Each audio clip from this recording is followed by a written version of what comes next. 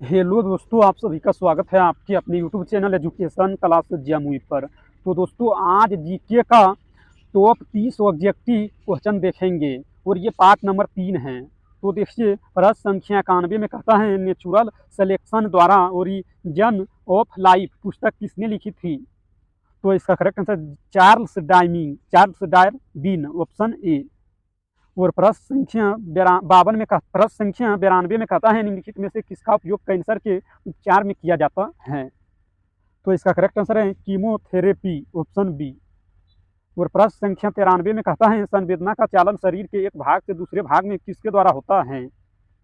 तो इसका correct answer तंत्रिका ऊतक, ऑप्शन डी। और प्रश्न संख्या 94 में कहता है, डीएनए का डबल हेलिक्स मॉडल किसने दिया? तो इसका करेक्ट आंसर वाटसन व क्रिक, ऑप्शन सी। और प्रश्न संख्या 95 में कहता है, फिलोसफिक जूलॉजी के लेखक कौन हैं? तो इसका करेक्ट आंसर है लेमार्क, ऑप्शन बी। और प्रश्न संख्या 96 में कहता है, मधुमेह के उपचार हेतु प्रयुक्त हार्मोन इंसुलिन का आविष्कार किया था? तो इसका करेक्ट आंसर है एफ.जी. बैंटिंग ने, ऑप्शन ए। और प्रश्न संख्या 97 में कहता है, निम्नलिखित में कौन एक लिंग संलग्न रोग हैं? तो इसका करेक्ट आंसर वर्णांधता, ऑप्शन सी। और प्रश्न संख्या 98 में कहता है, सर्वप्रथम प्रयोगशाला में जीन का संश्लेषण करने वाले वैज्ञानिक हैं?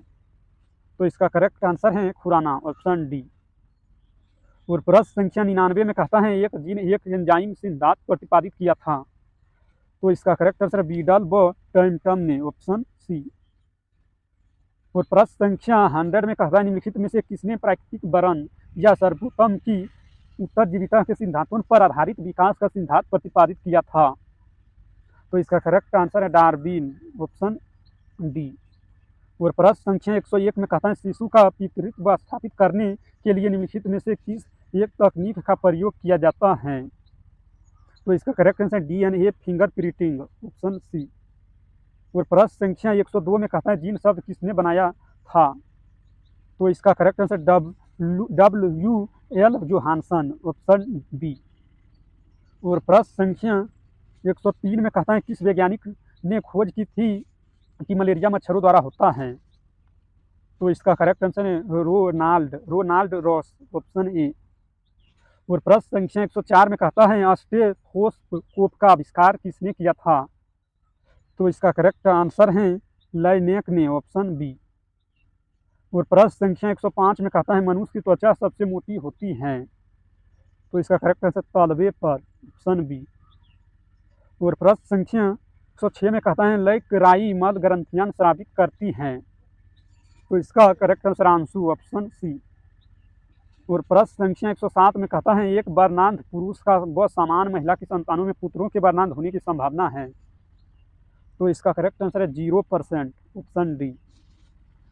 और प्रश्न संख्या 108 में कहता है, प्रतिरक्षण तकनीक का विकास किसने किया था?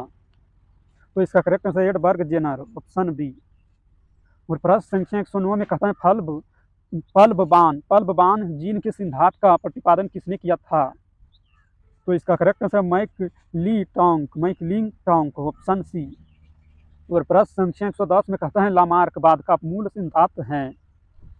तो इसका करेक्ट आंसर उपार्जित उष्णों की वंशागति, ऑप्शन बी। और प्रश्न संख्या 111 में कहते हैं, जीवों के प्राकृतिक चयन का सिद्धांत प्रतिपादित किया? तो इसका correct answer Darwin, option B. और प्रश्न संख्या 112 में कहता है, योगतम की उत्तरजीविता का प्रतिपादन किया? तो इसका correct answer Darwin, option B. और प्रश्न संख्या 113 में कहता है, लिगामेंट एक रचना है जो जोड़ती हैं? प्रश्न संख्या 113 में कहता है, लिगामेंट एक रचना है जो जोड़ती हैं? तो इसका करेक्ट आंसर ऑस्टियोन को तंत्रिका से, ऑप्शन सी। और प्रश्न संख्या 114 में कहता है, कोशिका में पाए जाने वाले आनुवंशिक पदार्थ हैं? तो इसका करेक्ट आंसर है डीएनए, ऑप्शन ए। और प्रश्न संख्या 115 में कहता है, लाल हरी वर्णांधता होने का कारण है? तो इसका करेक्ट आंसर है एक्स गुणसूत्रों की वंशागति, ऑप्शन बी। और प्रश्न संख्या 16 में कहता है, निम्न में से कौन सी मानव शरीर की सबसे लंबी नस है? तो इसका करेक्ट आंसर है साइफेनस वेन, ऑप्शन बी। और प्रश्न संख्या 17 में 117 में कहता है पाचन की अधिकांश प्रक्रियाएं कहाँ संपन्न होती हैं। तो इसका करेक्ट आंसर छोटी आंत तो ऑप्शन ए। और प्रश्न संख्या 18 में कहता है ऑपरेशन के बाद पैदा हुआ पहला बच्चा कौन था। तो इसका correct answer Caesar, Caesar option A. और प्रश्न संख्या 119 में कहता है पेड़ों की छाल पर धीरे धीरे बढ़ने वाले बड़े रंग के धब्बे सहजीवी जीवन रूपों के उदाहरण हैं जिन्हें कहा जाता है। तो इसका करेक्ट आंसर है लाइकेन ऑप्शन बी। और प्रश्न संख्या 120 में कहता है सफेद रक्त कणिकाओं का मुख्य कार्य क्या है। तो इसका करेक्ट आंसर है संक्रमण से लड़ने के लिए, ऑप्शन ए। अगर इस वीडियो पसंद आया तो लाइक करना और इस चैनल पर पहली बार हैं तो चैनल को सब्सक्राइब करना, ताकि जब भी वीडियो डालेंगे तो उसका नोटिफिकेशन आप तक पहुंचेगा और आप सबसे पहले देख पाएंगे।